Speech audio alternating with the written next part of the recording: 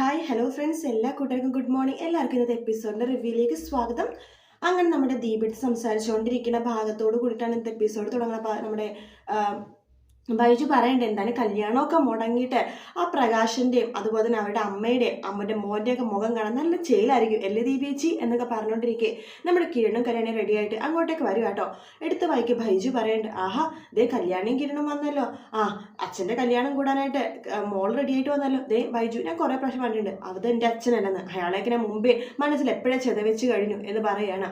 അതിനുശേഷം നമ്മുടെ കിരൺ പറയണ്ട്, അതെ ഞങ്ങൾ ഇറങ്ങുക, അതിന് മുഹൂർത്തത്തിന് ഇനിയും സമയമുണ്ടല്ലോ മോനെ എന്ന് നമ്മുടെ ദീപ പറയുമ്പോഴേക്കും കിരൺ പറയുന്നുണ്ട്, അതെ മുഹൂർത്തത്തിന് 10 മിനിറ്റ് മുമ്പ് അവിടെ എത്രയെന്ന കാർത്തികയുടെ അമ്മയും പറഞ്ഞിരിക്കണത്. അവിടെ എന്തൊക്കെയോ കുറച്ച് പരിപാടികളൊക്കെ അവർ ഒപ്പിച്ചിട്ടുണ്ട്. അപ്പം അത് കാണാനായിട്ട് 10 മിനിറ്റ് മുമ്പ് വരണമെന്ന് അവർ പറഞ്ഞിട്ടുണ്ടായിരുന്നു. പിന്നെ ഇപ്പം തന്നെ ഇറങ്ങണം അമ്മേ, പോണ വഴിക്ക് നമ്മുടെ ഹരിയേട്ടനും വരുന്നുണ്ടെന്ന് പറഞ്ഞിട്ടുണ്ട്. ഹരിയേട്ടനെ വിളിച്ചിട്ടുണ്ടായി കല്യാണം. അപ്പം ഹരിയേട്ടനെ കാര്യങ്ങളൊക്കെ കാണണമെന്ന് പറഞ്ഞിട്ടുണ്ട്. അപ്പം ഹരിയേട്ടനെയും കൂട്ടിക്കൊണ്ട് അങ്ങോട്ടേക്ക് പോകുന്നത് എന്ന് പറയാണ്. എന്നാൽ ഞങ്ങൾ ഇറങ്ങട്ടെ എന്ന് പറയാണ്ട് അപ്പോഴേക്കും ബൈജു പറയണ്ട, അതെ അപ്പുറത്തെ വീട്ടിൽ അവരെയും വിളിച്ചിട്ടുണ്ട്, ആ പ്രകാശൻ കല്യാണം എന്ന് പറയണ. അവരിപ്പോ ഭയങ്കര കൂട്ടുകാരാണല്ലോ എന്ന് പ്രകാശം പറയുമ്പോൾ വിളിക്കട്ടെ, അവരും വരട്ടെ.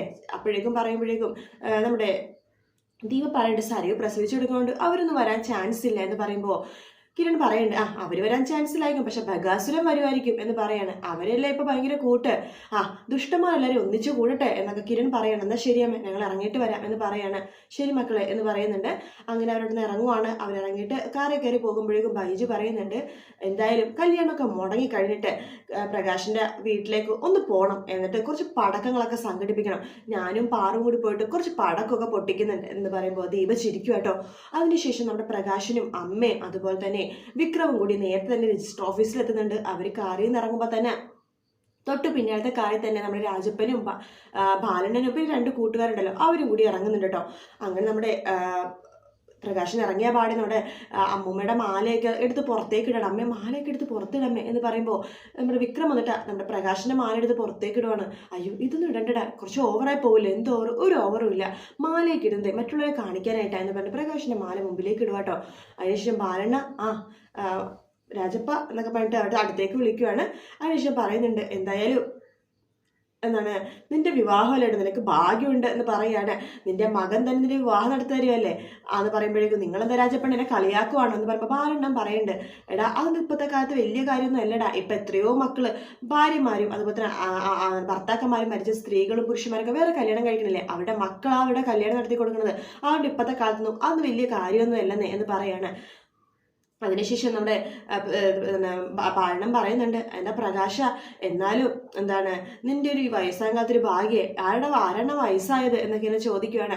ശേഷം നമ്മുടെ പ്രകാശം പറയുന്നുണ്ട്, അത് എല്ലാത്തിനും ഞാനൊരു സർപ്രൈസ് പൊട്ടിക്കാൻ പോവാ, ഞാൻ ഈ സർപ്രൈസിന്റെ കാര്യം എൻ്റെ മോനോട് പോലും പറഞ്ഞിട്ടില്ല.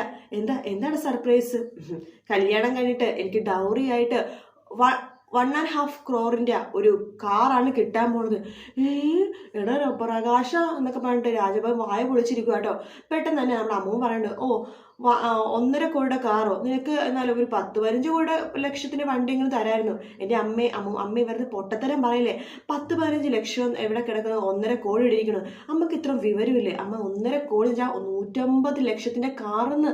150 ലക്ഷത്തിന്റെ കാറോ? അതേന്നേ എന്ന് പറയുമ്പോഴേക്കും എടാ പ്രകാശ നിന്റെ ഒരു ഭാഗ്യം എന്നൊക്കെ ഭരണം പറയാണ്.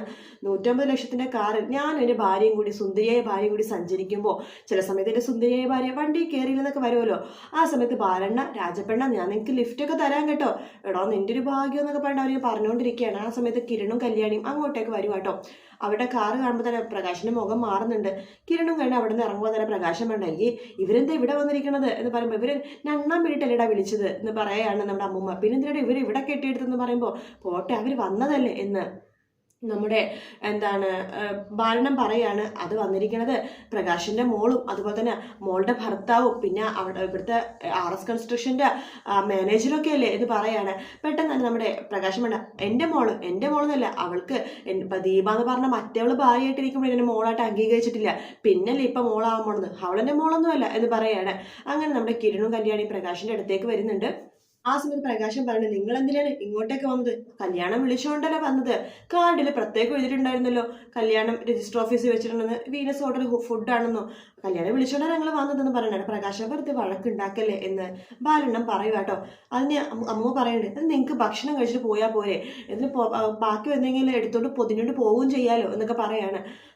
എന്തായാലും വന്നതല്ലേ, നിങ്ങൾ കണ്ടോ എൻ്റെ നല്ല സുന്ദരിയും നല്ല ഐശ്വര്യമുള്ള ഭാര്യനെ കണ്ടോ, എൻ്റെ കാർത്തിക മോൾ നിങ്ങൾക്ക് കണ്ടിട്ടൊക്കെ പോവാലോ. അതെ അതെ എന്നിങ്ങനെ പറയാണ്. അതിനുശേഷം നമ്മുടെ പ്രകാശം പറയുന്നുണ്ട്, എൻ്റെ കല്യാണം നടക്കുമ്പോഴേ നിങ്ങളത് വീഡിയോ പിടിക്കണം. എന്നിട്ട് മറ്റവളുണ്ടല്ലോ എന്താണ് സേനൻ്റെ കാമുകി വീട്ടിലിരിക്കണ അതിൻ്റെ പഴയ ഭാര്യ അവക്കൊന്ന് അയച്ചു കൊടുക്കതേ, മര്യാദക്കേട് പറയരുത് എന്ന് കല്യാണി പറയുമ്പോൾ, പറയട്ടെ കല്യാണി, അയാൾ എന്താ വെച്ചാൽ പറയട്ടെ എന്ന് പറയാണ് കിരൺ. നമുക്ക് സത്യം എന്താണെന്ന് നമുക്കറിയാലോ എന്ന് കിരൺ പറയുന്നുണ്ട്. സത്യം എന്താന്നൊക്കെ ഈ നാട്ടുകാർക്ക് ഫുള്ളും അറിയാടാ എന്ന് നമ്മുടെ പ്രകാശിനും എടുത്ത് വായിക്ക് പറയാട്ടോ. ഇവളുടെ അമ്മ, അതായത് എൻ്റെ പഴയ ഭാര്യ, നിന്റെ അച്ഛനുണ്ടല്ലോ സേനൻ, അയാളുടെ കാമുകിയാടാ, കള്ള കാമുകി എന്നിങ്ങനെ പറയാണ്. കിരണും ആകെ ദേഷ്യം വരുന്നുണ്ട് കേട്ടോ. അങ്ങനെ അവർ സംസാരിച്ചുകൊണ്ടിരിക്കുമ്പോൾ രാജപ്പൻ പറയുന്നുണ്ട്, നിങ്ങൾ ഇങ്ങനെ സംസാരിച്ചുകൊണ്ടിരുന്നാലേ ഇവിടെ വെറുതെ വഴക്കുണ്ടാക്കും എന്ന് പറയാണ്. അതിനുശേഷം പ്രകാശം പറയണ്ട, അതേ രാജപ്പണ്ണ ഇവരുടെ കമ്പനിയൊക്കെ അടച്ചു പൂട്ടാൻ പോവാ. പിന്നെ ഹരിയാണ, നിങ്ങൾക്ക് ഞാൻ ഒരു കാര്യം പറയാം, ഈ RS കൺസ്ട്രക്ഷൻ നിന്നിട്ട് വലിയ കാര്യമൊന്നുമില്ല. നിങ്ങൾക്ക് ഞാൻ LK കൺസ്ട്രക്ഷൻ നല്ലൊരു ജോലി തരാം, നിങ്ങൾ അങ്ങോട്ടേക്ക് വാ.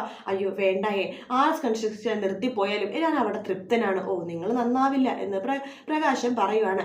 അതിനുശേഷം നമ്മുടെ കിരൺ പറയണ്ട, RS കൺസ്ട്രക്ഷൻ നിന്നാലും കുഴപ്പമൊന്നുമില്ല, 4-5 തലമുറക്ക് കഴിക്കാനുള്ളതൊക്കെ ഞങ്ങൾ ഉണ്ടാക്കി വെച്ചിട്ടുണ്ട് എന്ന് കിരൺ പറയുമ്പോൾ, ആടാ ഞങ്ങളും ഉണ്ടാക്കിയിട്ടുണ്ട്, ഒരു 7-8 തലമുറക്ക് കഴിയാനുള്ളത് ഞങ്ങൾ ഇപ്പൊ തന്നെ ഉണ്ടാക്കിയിട്ടുണ്ട് എന്ന് പറയാണ്. നിങ്ങൾ വഴക്കുണ്ടാക്കുമല്ലോ, ഇവിടെ പ്രകാശ വാ നമുക്ക് അകത്തേക്ക് പോകാം എന്ന് രാജപ്പൻ പറയുമ്പോൾ തന്നെ അവിടെയൊക്കെ പോലീസ് വണ്ടി വരും കേട്ടോ.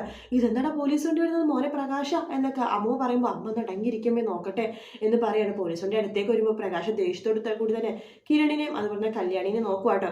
അതിനുശേഷം പോലീസുകാർ വരുന്നുണ്ട്. എടാ പ്രകാശ നീ ഒന്ന് വണ്ടി കയറി എന്ന് പറയാണ്. എന്തിനാ സാറേ ഞാൻ വണ്ടി കയറുന്നത്? അതെ നിനക്കെതിരെ ഒരു പരാതിയുണ്ട്. പരാതി തന്നത് ആരാന്നൊക്കെ ഇപ്പൊ എനിക്ക് മനസ്സിലായി. അതെ അതൊക്കെ പിന്നീട് നിനക്ക് മനസ്സിലാവും, നീ വണ്ടി കയറി. സാറേ എൻ്റെ കല്യാണം ഉണ്ടെന്ന്, എന്നെ അറസ്റ്റ് ചെയ്യാനായിട്ട് വല്ല വാറന്റ് ഉണ്ടോ എന്നൊക്കെ പറയുമ്പോൾ, വാറന്റോ അതൊക്കെ ഞാൻ പറഞ്ഞ് ബോധ്യപ്പെടുത്തി തരടാ, അവർക്ക് വണ്ടി കയറടാ. അയ്യോ ഇപ്പൊ അവന്റെ ഭാര്യ ആവുന്ന പെണ്ണും അതുപോലെ തന്നെ അവരുടെ മോളൊക്കെ വരും സാറേ നമ്മൾ പറയുമ്പോൾ, ഇവന്റെ കല്യാണം എന്തായാലും മുടങ്ങും, ഇവനെ ജാമ്യത്തിലെടുത്ത് കോടതി കൊണ്ടുപോയിട്ടൊക്കെ എപ്പോഴാണ് നിങ്ങൾ കല്യാണം നടത്താൻ പോണത്, അതൊക്കെ പിന്നീട് ആലോചിക്കാം, പ്രകാശ വണ്ടി കയറടാ എന്ന് പറയാണ്. അങ്ങനെ പ്രകാശനെ പിടിച്ചു വലിച്ച് വണ്ടിയിലേക്ക് കയറ്റുന്ന പോലീസുകാര് പ്രകാശൻ കിരണിനെയും കല്യാണിനെയും ദേഷ്യത്തോടു കൂടി തന്നെ നോക്കുക കേട്ടോ.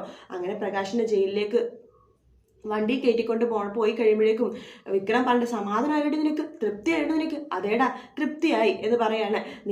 നീ അന്ന് കോടതി വെച്ചിട്ട് ഒരുപാട് വൃത്തികേട് പറഞ്ഞില്ലേടാ എൻ്റെ അമ്മേനെ കുറിച്ച്, നിനക്കും നിന്റെ നമ്മുടെ വീടിന് വേണ്ടി എത്ര പ്രാവശ്യം അവർ അമ്പലത്തിൽ പോയി പ്രാർത്ഥിച്ച സ്ത്രീയാടാ, എന്നിട്ട് നീ എന്തുമാത്രം വൃത്തികേടാന്ന് കോടതി വെച്ച് പറഞ്ഞത്? അതെ വൃത്തികേടൊന്നും അല്ലടി, ഉള്ള കാര്യമാണ് പറഞ്ഞത് എന്ന് അമ്മൂമ്മ പറയുമ്പോൾ, ഇവര് നന്നാവില്ല, പ്രായം ഇത്ര ആയില്ലേ, നിങ്ങൾ മര്യാദക്ക് ജീവിച്ചൂടെ എന്ന് കിരൺ ആ അമ്മൂമ്മയുടെ പറയുമ്പോഴേക്കും അവരൊന്നും മിണ്ടാതിരിക്കുക കേട്ടോ. ശേഷം നമ്മുടെ പ്രകാശൻ നമ്മുടെ കാർത്തിക അമ്മ പറയുന്നുണ്ട്, എടാ വിക്രമ നീ കാർത്തിക മോളെ വിളിക്കടാ, എൻ്റെ നടന്ന കാര്യങ്ങളൊക്കെ പറ, അല്ലെങ്കിൽ അവിടെ ഇപ്പം ഇവിടെ എത്തും, ഞാനിപ്പോൾ വിളിക്കാം അമ്മൂമ്മ എന്ന് പറഞ്ഞിട്ട് നമ്മുടെ വിക്രം ഫോണായിട്ട് അപ്പുറത്തേക്ക് പോവാട്ടോ. നമ്മുടെ അമ്മൂമ്മയാണെങ്കിൽ ദേഷ്യത്തോടു കൂടി തന്നെ എടാ എന്നൊക്കെ പറഞ്ഞിട്ട് കിരണിനെ കല്യാണിനെ ഇങ്ങനെ വിളിക്കുവാണ്. ശേഷം പ്രകാശൻ സ്റ്റേഷനിലേക്ക് എത്തുവാണ്. പ്രകാശനെ വലിച്ചഴച്ചിട്ട് തന്നെ SA അകത്തേക്ക് കയറ്റുവാട്ടോ. ആ സമയത്ത് അവിടെ ഇരിക്കുവാണ് നമ്മുടെ ലക്ഷ്മിനെ കാണുമ്പോഴേക്കും മേഡം ഇവിടെ ഉണ്ടല്ലോ എന്ന് പറയുമ്പോഴേക്കും പ്രകാശൻ നോക്കുമ്പോഴാണ് ലക്ഷ്മിനെ ലക്ഷ്മിനെ കാണാൻ പ്രകാശൻ ആകെ ഞെട്ടിപ്പോകുക കേട്ടോ. അപ്പൊ പോലീസുകാർ ചോദിക്കണ്ടേ, എടാ പ്രകാശ നിനക്ക് ഈ സ്ത്രീനെ അറിയാവോടാ എന്ന് ചോദിക്കുമ്പോൾ പ്രകാശനൊന്നും മിണ്ടുന്നില്ല. എന്താടാ നീ ഒന്നും മിണ്ടാത്തത്, ഈ സ്ത്രീനെ നിനക്ക് അറിയാവോ? അറിയാം. ആരാ ഇത്?